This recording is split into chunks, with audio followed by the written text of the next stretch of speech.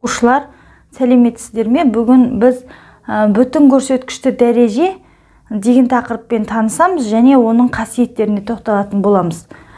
Мысалға сандар алайық. Мысалы 10-ның 3 дәрежесі десе не істейтін едік? 1-дің артына 3 нөл қосып жазамыз. Сол сияқты 10-ның 2 дәрежесі десек, онда ол 100 болады. Жаңағы дәреже көрсеткіші 1 есе кеміп еді, 3-е 2-ге кемді. Дәреженің мәні де 1000-нан 100-ге, яғни 10 есеге кеміп жатыр екен. Онда 10-ның 1 дәрежесін көрейік, ол 10 болады. Сонда шешімдердің бәрі 1000-ды 10-ға бөлсек 100, 100-ды 10-ға бөлсек 10 болып жатыр. Онда келесі 10-ның 0 дәрежесін білеміз, біз санның 0 дәрежесі 1-ді беретін. Немесе 10-ды 10-ға бөлсек те 1 шығып жатыр екен. Міне осындай заңдылықты сақтай отырып, енді 10-ның теріс дәрежелеріне көшейік. 10-ның -1 дәрежесі не болуы мүмкін? Бағандан бері шешімнің бәрін 10-ға бөліп жатырмыз, онда 1-ді 10-ға бөлеміз. Сонда 10-нан 1 деген сөз. Келесі 10-ның 2 дәрежесі минус. Ол 1 бөлінген 100 болады. Себебі 10-нан 1-ді 10-ға бөлсек 100. Арғай 10-ның -3 дәрежесі десе, ол 1 бөлінген 1000 болғалы тұр. Өйткені 100-ден 1-ді 10-ға бөлсек 1000 болады. Міне осылай жалғасып кете береді. Егерде 10-ның -6 дәрежесі десе, онда ол 1 бөлінген 6 нөлі бар 1 болады деген сөз. Міне. Осындай заңдылықтардан пайдаланып біз жалпы, яғни мына 10-нан 0 дәрежеден жоғарғы дәреже, мына бөліктер бізде дәреже көрсеткіштері, яғни 1, 2, 3, 4, 5 деген ол натурал сандар болып тұр, дәреже көрсеткіштер. Ал 0 бар, тағы да мына жақ бөлігі натурал сандарға қарама-қарсы сандар болып тұр, минус натурал сандар. Және 0 дәреже бар осы жерде. Бұлар бірігіп бізде бүтін сандарды беретін біз білеміз. Бүтін сандар дегеніміз натурал сандарға қарама-қарсы сандар және 0 қосылып бәрі бізде бүтін санды береді. Енді дәреже көрсеткіші бүтін көрсеткіш болған жағдайда қалай болады деген сөз. Онда ережені келтіреді. А-ның -n дәрежесі дегеніміз бұл n деген натурал сан, алдында теріс дәреже болғандықтан ол бізде А-ның бүтін көрсеткіші болып тұр деген сөз. Ол болады 1 бөлінген А-ның n дәрежесі. Себебі -2 еді, мұнда 10-ның 2 дәрежесі болып бөлімге түсіп кетті да, теріс дәрежеден құтылдық. Бұл жердегі А деп тұрғанымыз ол 0-ге тең болмайтын сан, себебі бөлшектің бөлімінде 0 тұрмауы керек. Және n дегеніміз ол бізде натурал сан. Соны ескереміз. Сонда кез келген санның бүтін көрсеткіш дәрежесі ол бөлшектің бөліміне түскенде оң дәрежеге айналады екен деген сөз. Дәреже көрсеткіш теріс болса, оны бөлшектің бөліміне түсіре аламыз.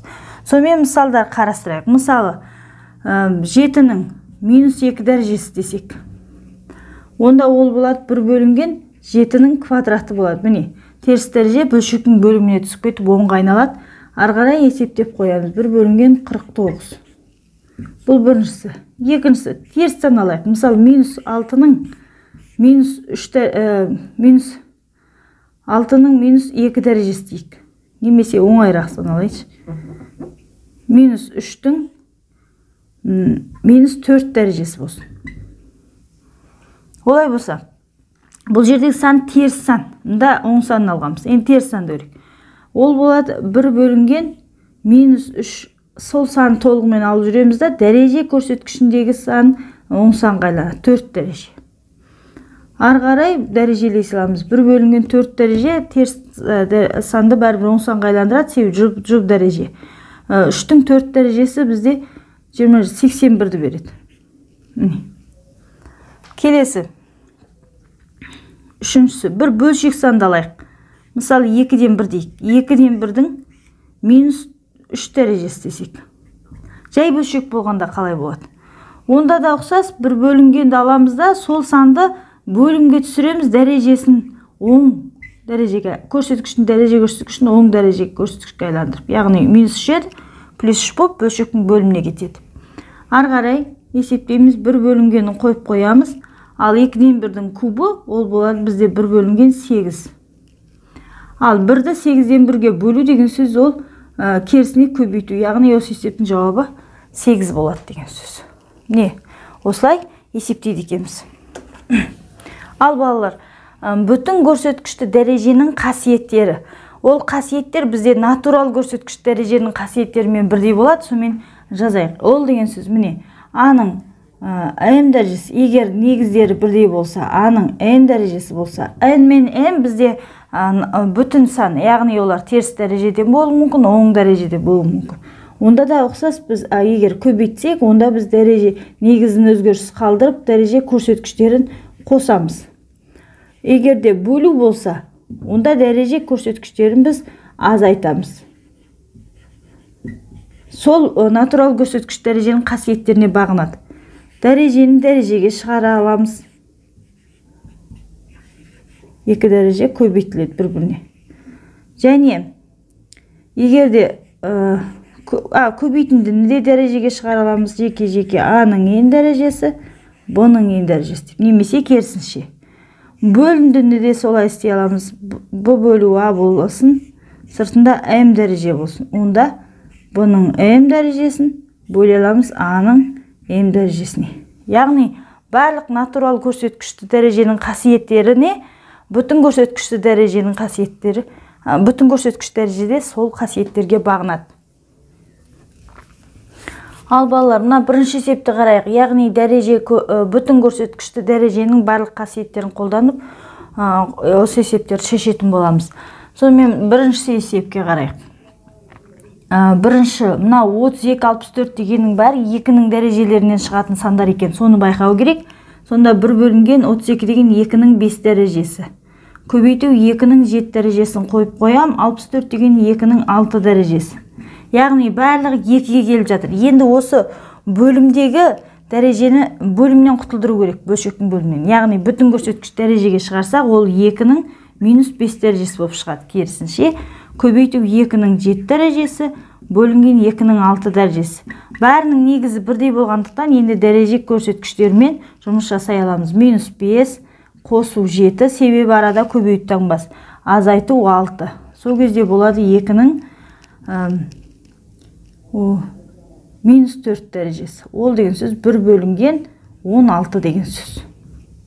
Қайтадан бөлімге түсіп кетеді.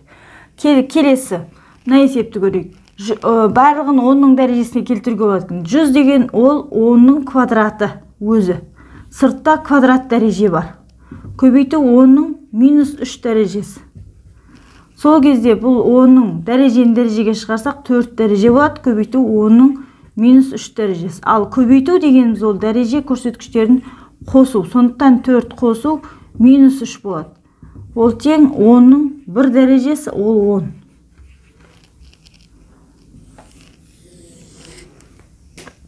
10. Келесі. Мына есепке қарайық.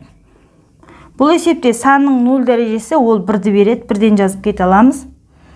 13-тің -2 дәрежесін бөлшектің бөліміне шығарып жесек те болады, немесе өзі күйінде қалдырып 13-тің -2 дәрежесі қала берсін. 13-тің бөлінген -4 дәрежесі деп алайық. Bir санға көбейсең, сол санның өзі, сондықтан 1-ді алмаймыз. Ары қарай 13-тің дәрежелерімен жұмыс жасауға болады. Сонда 13 -2 дәрежесі, азайту -4 дәрежесі. Тең 13-тің, мұнда 0 күйінде алып жүрсек, алдынан 0 деп жазып алып жүруге де болады. 0-ден санды алғанның енді сол санның өзі болады. Сондықтан алмай-ақ кетуге де болады екен. Сонда -2, 2 минус плюс болады, қосылған 4. Сонда 13-тің квадраты. Ол бізде 169-ді береді. Болды. Келесі есепке қарайық. Жай бөлшек болса да бөліммен алдына қарасақ 5-тің дәрежесіне келетін сандар 25, 125-тің бәрі. Сондықтан біз бәрін 5-ке келтіріп алайық. 5-тің квадратының -2 дәрежесі, көбейту 5-тің 125 деген 3 дәрежесі. Бөлеміз 5-тің кубына. Бәрі 5-ке келген соң енді тек дәреже көрсеткіштермен жұмыс жасауға болады. 5-тің 2 дәрежесі сыртта -2 мен көбейтілгенде -4 дәреже болады. Көбейту 5-тің кубы. Бөлінген 5-тің тағы да кубы дей салайық. Немесе осы жерден 5-тің кубтарын бірден қысқартып жіберуге де болады. Мына кетіп қалсын. Онда осыны жазудың қажеті жоқ. 5-тің -4 дәрежесі шықты. Онда біз оны бөлшекке айландырсақ 1 бөлінген 5-тің 4 дәрежесі, яғни 10 дәрежеге ауысады теріс дәреже. Тек 1 бөлінген болғанда ғана. Сосын 1 бөлінген 5-ті 4 рет көбейтеміз өз-өзіне. Сонда 625 болу керек. Осылай шығарамыз. Ал балалар, мына екінші есепте өрнектің мәнін табу керек. Аның мәні минус 0,125 болған кездегі дейді. Онда алдымен өрнекті барынша ықшам түрге алып келу керекпіз. Содан кейін барып берілген мәнді қоямыз. Бірден өрнекке берілген мәнді қойсақ, онда есепті күрделестіріп алуымыз мүмкін.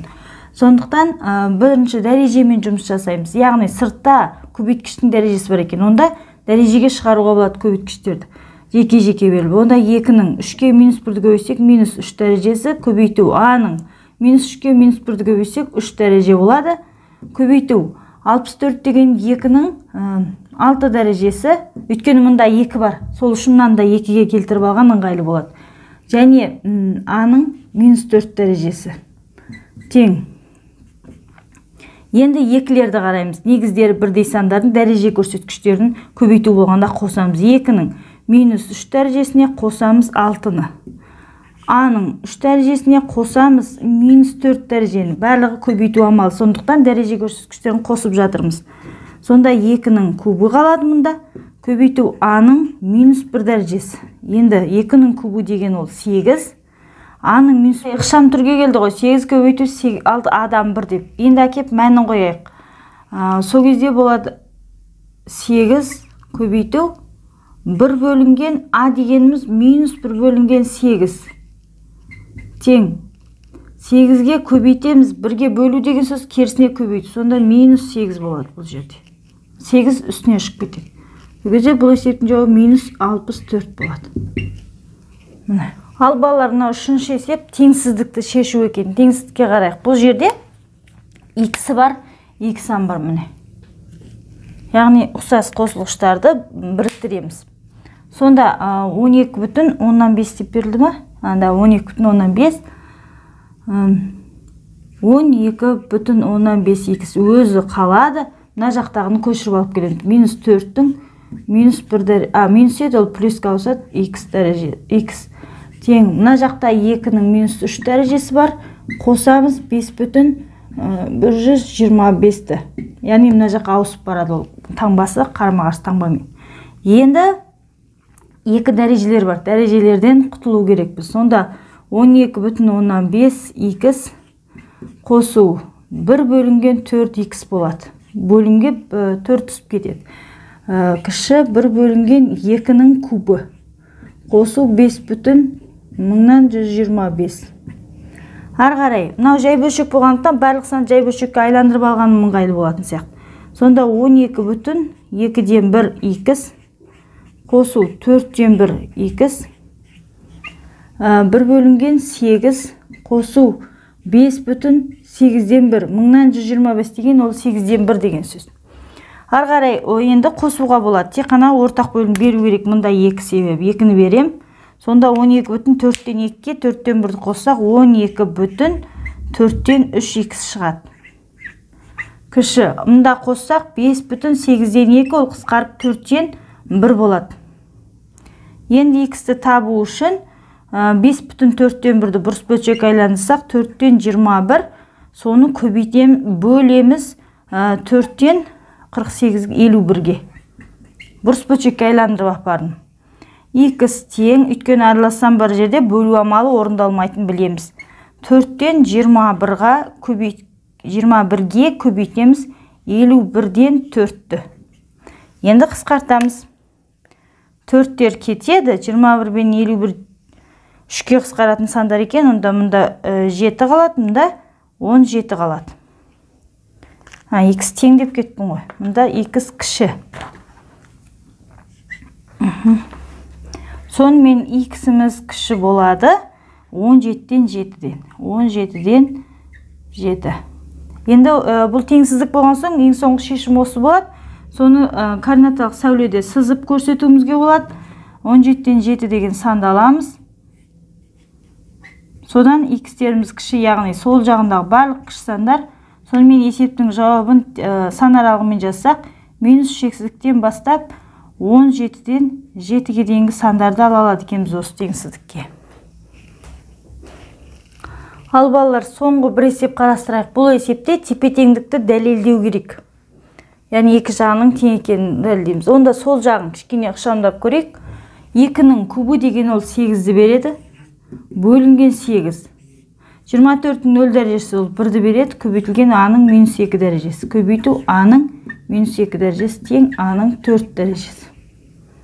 Ары қарай 8-8-ге бөлсек 1, сонда мына жерден шығады 1 бөлінген А-ның минус 2 дәрежесі көбейту А-ның минус 2 А-ның 2 дәрежесі. Мен минустан ғана артық жазып кеттім. А-ның 4 дәрежесі қалады. Ары қарай енді бөлімде тұрған дәрежені біз бөлшектен бүтін дәрежелі көрсеткішке ауыстырсақ, сонда бөлшекті. Ол А-ның өзі минус 2, дәрежеде бір минус бар, сонымен А-ның 2 дәрежесі болады. Көбейту А-ның квадраты тең А-ның 4 дәрежесі. Амда А-ның 4 дәрежесі тең А-ның 4 дәрежесі болады. 2-2-ні қоссақ 4.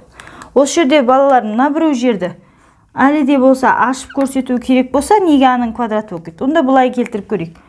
1 бөлінген А-ның минус 2 дәрежесі дегеніміз ол 1 бөлу қойып қояйық. А-ның минус 2 дәрежесінің өзі 1 бөлінген А-ның квадрат емес па? Бөлшектің бөліміне түседі. Ары қарай бөлу деген сөз керісіне көбейту, сонда А-ның квадраты болып үстіне шығады деген сөз. Міне. Егер ашу керек болса. Сонда екі жағы дұрыс, екі жағы тепе-тең екен, яғни А-ның 4 дәрежесі ол тең болады А-ның 4 дәрежесі. Сол жағынан оң жағын шығардық. Онда біз тепе-теңдікті дәлелдедік деген.